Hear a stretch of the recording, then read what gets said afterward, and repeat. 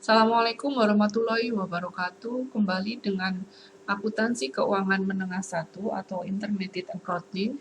Hari ini bersama dengan saya Tantina, kita akan membahas tentang chapter 7 terkait tentang kas dan piutang. Ada dua tipe latihan yang akan saya bahas untuk season ini. Jadi tipe L dan tipe S. Untuk tipe L saya akan membahas L714 dan L718. Sedangkan tipe S nanti saya akan membahas terkait dengan latihan S72 dan S79.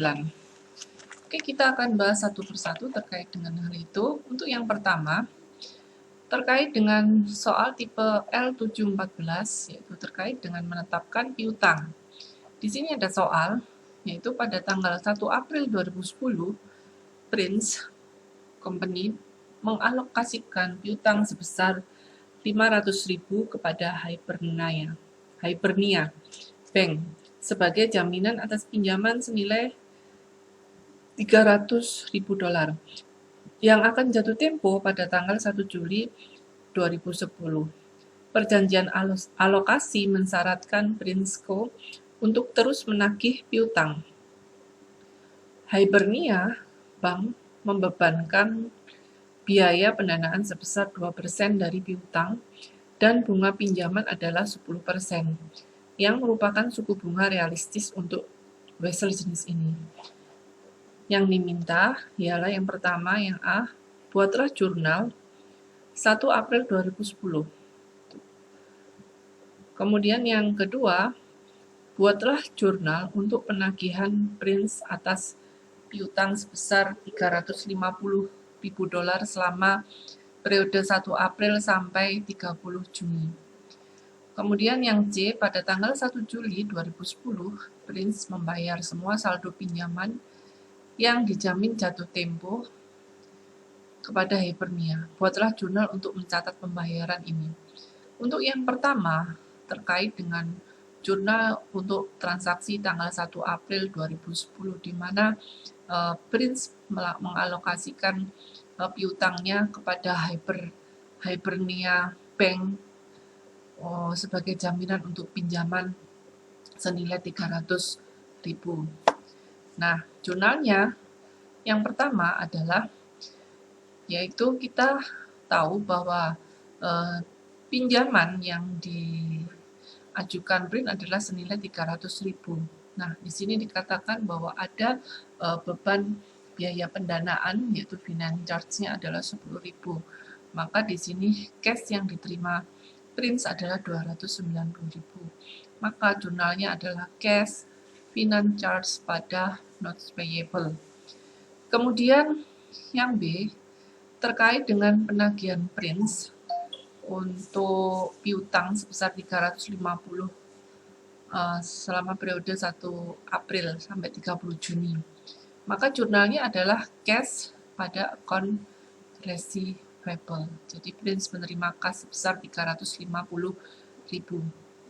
Kemudian tanggal 1 Juli ada pembayaran yang dilakukan Prince karena sudah jatuh tempo, maka jurnalnya adalah terkait dengan jumlah notes payable-nya adalah sebesar 300.000. Kemudian di sini ada ketentuan bahwa suku bunga yang realistis untuk vessel soal ini adalah sebesar 10% bunga pinjamannya. Maka di sini ada pembebanan bunga, yaitu diakui sebagai beban bunga sebesar 7.500, yaitu dari 10% dari tingkat suku bunga yang ditentukan dikalikan 300.000 dikalikan 3/12. Jadi mulai April sampai Juli. Jadi bulan Juli jatuh temponya April, kita melakukan alokasi piutang. Maka jurnalnya adalah notes payable sebesar 300.000, interest expense 7.500 pada kas sebesar 307.500. Ini adalah jawaban untuk L714. Kemudian kita beralih ke pengalihan piutang tanpa jaminan. Jadi di sini ada SEK Corp, yaitu melakukan anjak piutang atas piutang sebesar 400.000 pound sterling kepada My Finance Corporation tanpa menjamin pembayaran untuk kerugian kredit atau without recourse pada tanggal 1 Juli 2010. Ini 2010 ya. 1 Juli 2010. Wesel tagih itu dialihkan ke My Finance yang akan menerima penagihan dari pelanggan. My Finance itu membebankan biaya pendanaan sebesar 1,5% dari jumlah piutang dan mempertahankan sejumlah 4% dari piutang untuk menutupi diskon, retur, dan penyisihan penjualan. Transaksi ini akan dicatat sebagai penjualan. Nah, kita akan melihat dari yang pertama, jurnal yang pertama, yaitu terkait dengan pencatatan yang dilakukan oleh My Finance. Kemudian yang kedua dari SEK Corps ya. Jadi terkait dengan SEK Corps, maka dikatakan tanggal 1 Juli ada anjak piutang atau penjualan piutang ya. Jadi tanpa menjamin pembayaran. Kemudian finance itu bagian pembelinya istilahnya, di penjualnya. Nah, untuk yang pertama 1 Juli terkait dengan transaksi di sisi SEK Corp yang pertama, jurnalnya kita hitung untuk terkait dengan di sini ada ketentuan bahwa untuk mempertahankan sejumlah 4% dari piutang untuk menutupi diskon, retur, dan penyisihan itu disisihkan 4%. Maka 4% dikalikan 400.000 itu adalah sebagai tagihan dari faktor ini terkait dengan anjak piutang ini.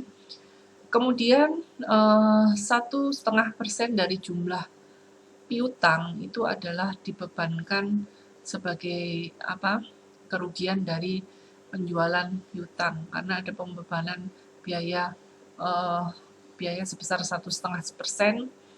Jika kalau dicatat sebagai SEK itu adalah sebagai kerugian dari penjualan dari piutang sebesar 6.000. Maka jumlah kas adalah sebesar 378. Dari total piutangnya sebesar 400.000. Jurnalnya adalah kas sebesar 378.000, tagihan dari faktornya adalah 16.000, kemudian loss on sale of receivable-nya adalah 6.000 pada count receivable. Count receivable berkurang karena terjual piutangnya. Kemudian dari sisi My Finance di sini karena My Finance juga akan menerima penagihan pelanggan, maka otomatis dia sebagai pembeli, count receivable-nya akan bertambah sejumlah 400.000. Kemudian ini adalah terkait dengan 4% dari piutang untuk menutupi diskon dan retur itu sebagai dutu atau jatuh tempo dari SEK Corps itu diakui sebagai sebesar 16.000. Kemudian ada finance revenue atau pendapatan dari pembiayaan pendanaan yaitu sebesar 1,5%, 6.000 diakui sebagai finance revenue. Pada kas yaitu 378. Oke, kita lanjut ke soal tipe S. Soal tipe S 72 di sini terkait dengan pelaporan piutang tidak tertagih. Di sini ada 5 situasi yang tidak terkait satu sama lain.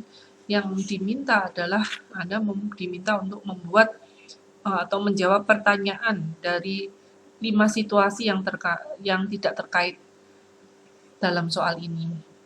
Di sini contohnya untuk yang A, jadi yang A di sini neraca saldo yang belum disesuaikan dari Helen Co.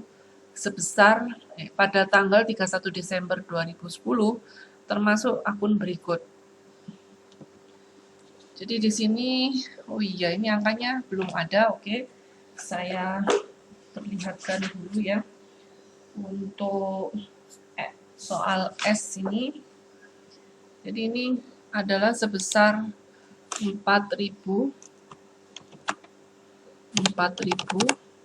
kemudian di sisi debit untuk penyisian piutang tak tertagih, kemudian di sisi penjualan neto kredit sebesar 1.200.000. 1.200.000. Besar 1.200.000. Kemudian Helen di sini memperkirakan beban piutang tak tertagih sebesar 1,5% dari penjualan neto. Tentukan beban piutang tak tertagih untuk tahun 2010. Oke, kita bahas satu persatu dari soal A ini. Maka di sini dikatakan bahwa penjualan bersih atau penjualan netonya adalah 1.200.000, di mana untuk mencari beban piutang tidak tertagih itu adalah 1,5% dari penjualan neto. Maka tinggal kita kalikan saja dengan persentasenya dengan penjualan netonya. Maka bisa diketahui jumlah bad debt expense atau beban piutang tidak tertagih untuk Helen Co. Kemudian untuk soal yang B, analisis dan umur piutang start pada tanggal 31 Desember diungkapkan sebagai berikut. Jadi ada jumlah yang diperkirakan tidak tertagih sebesar 180.000, kemudian ada piutang sebesar 1.750.000, kemudian penyisian piutang tidak tertagih per buku adalah 125. Nah, berapa nilai realisasi neto piutang start pada tanggal 31 Desember? Nah, terkait dengan nilai realisasi, maka terkait dengan nilai yang sekarang.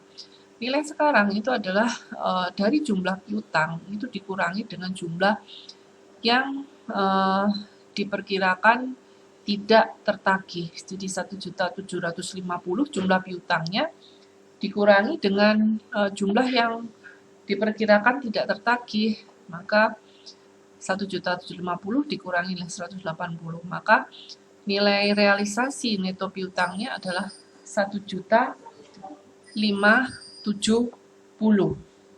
1.570. Kemudian terkait dengan yang B sudah terjawab. Kemudian yang C, di sini Sorco menyiapkan penyisihan piutang tidak tertagih berdasarkan 3% dari penjualan kredit. Data berikut tersedia untuk tahun 2010. Jadi di sini ada penjualan kredit selama 2010 yaitu 2.400.000. Kemudian penyisihan piutang tidak tertagih itu adalah tanggal 1 bulan 1 2010. Kemudian sebesar 17.000. Kemudian ada penagihan piutang yang dihapuskan pada tahun sebelumnya atau kredit pelanggan dibangun kembali sebesar 8.000. Kemudian piutang dihapuskan sebagai tidak tertagih selama 2010 adalah sebesar 30.000. Kemudian berapa saldo dalam penyisian piutang tidak tertagih pada tanggal 31 Desember 2010? Nah, di sini untuk yang terkait dengan yang C, jadi di sini ada data-datanya. Kita hitung satu persatu terkait dengan berarti saldo penyisihan yang dicari adalah saldo penyisihan piutang tidak tertagih pada tanggal 31 Desember 2010. Nah, di sini terkait dengan hal itu, maka di sini allowance per default-nya per 1 bulan 1 2010 atau penyisihan piutang tidak tertagihnya adalah sebesar 17.000. Kemudian ada penagihan piutang yang dihapuskan pada tahun sebelumnya, yaitu sebesar 8.000. Kemudian ada piutang yang dihapuskan sebagai tidak tertagih selama 2010, yaitu 30.000, maka dikurangi. Kemudian ada bad debt expense for 2010, yaitu dari mana beban piutang tak tertagih, yaitu sebesar 2.400.000 dikalikan dengan 3%, yaitu sebesar 72.000. Maka kita bisa mengetahui jumlah allowance for doubtful accounts per 31 Desember 2010 atau penyisihan piutang tidak tertagih, yaitu sebesar 67.000. Itu soal nomor 3. Kemudian terkait dengan soal yang keempat, pada akhir tahun pertama operasi 31 Desember 2010, di sini Darden melaporkan informasi sebagai berikut. Di sini ada piutang setelah dikurangi dengan penyisihan piutang tidak tertagih, yaitu sebesar 950.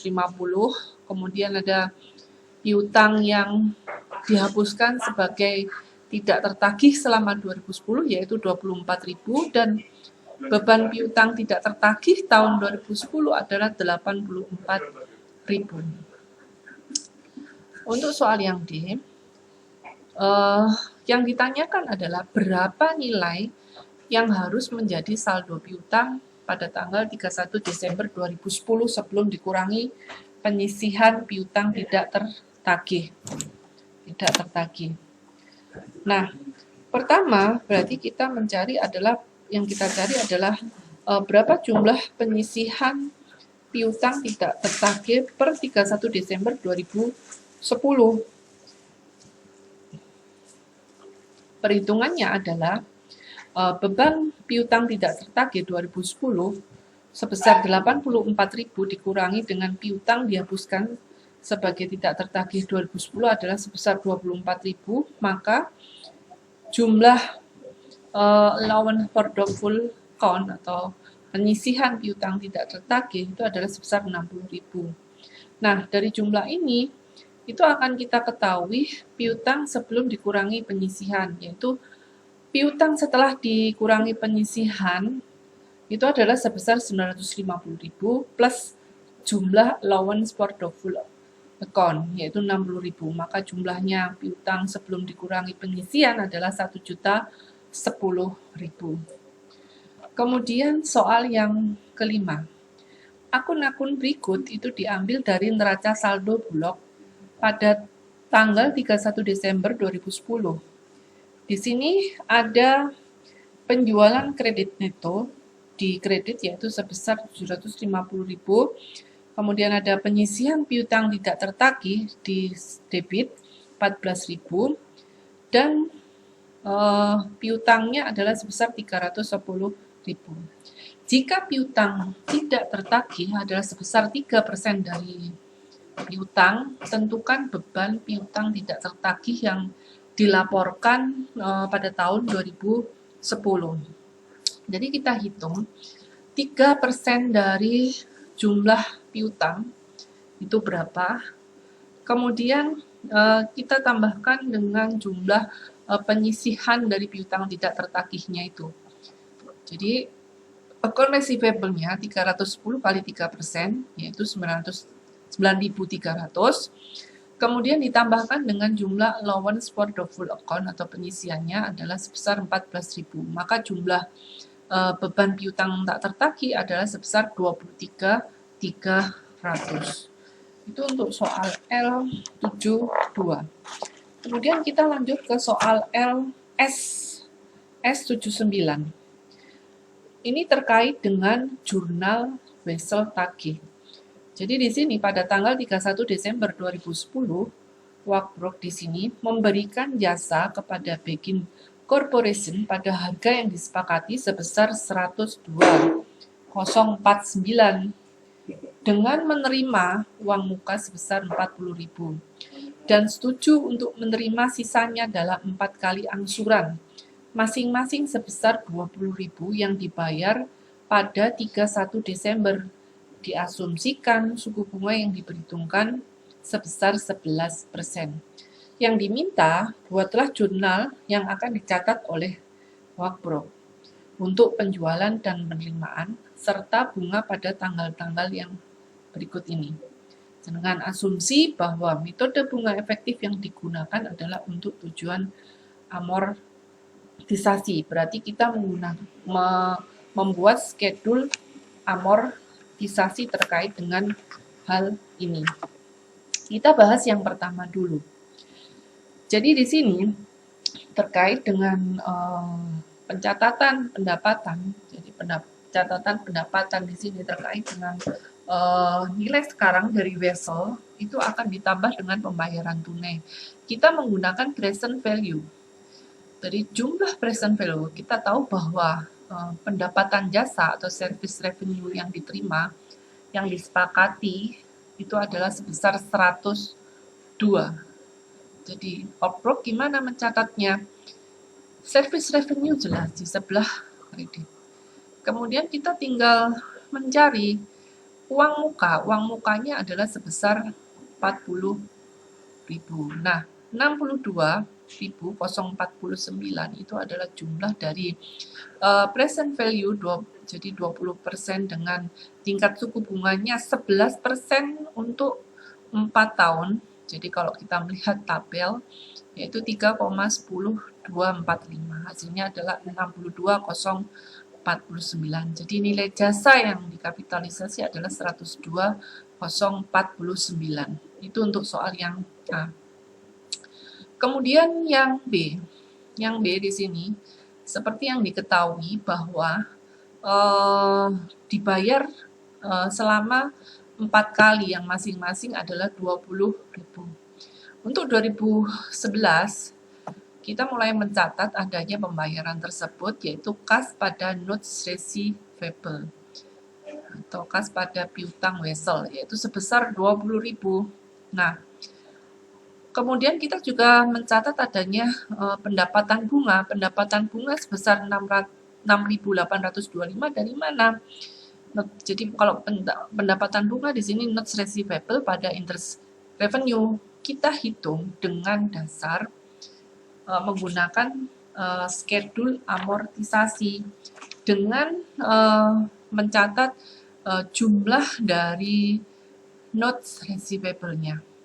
Jadi present value dari notes receivable-nya itu adalah sebagai jumlah tercatat dari vessel, yaitu 62.049. Itu adalah sebagai dasar untuk menghitung amortisasi. Kita buat amortisasinya. Jadi sebesar 62.049 itu sebagai dasar. Kemudian kas yang diterima setiap akhir 31 Desember itu adalah sebesar 20.000.